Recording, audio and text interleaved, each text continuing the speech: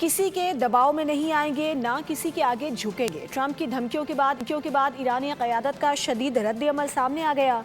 ईरानी सदर मसूद पज़ेश्कियान ने कहा कि ईरान के बुनियादी ढांचे को निशाना बनाने की धमकियां ताकत नहीं बल्कि कौम के अज़्म के सामने कमज़ोरी हैं।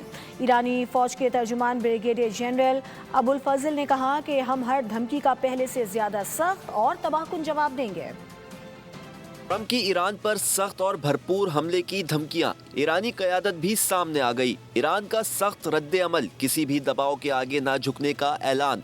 ईरानी सदर मसूद पज़ेश्कियान ने कहा कि किसी भी दबाव या धमकी के सामने डट कर खड़े रहेंगे। ईरान के बुनियादी ढांचे को निशाना बनाने की धमकियां ताकत नहीं बल्कि कौम के अज़्म के सामने कमज़ोरी हैं।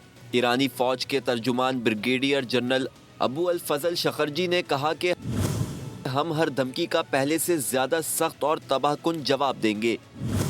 ईरान को किसी भी किस्म की तशवीश नहीं, ईरान अपने मुखालफिन को शिकस्त देगा।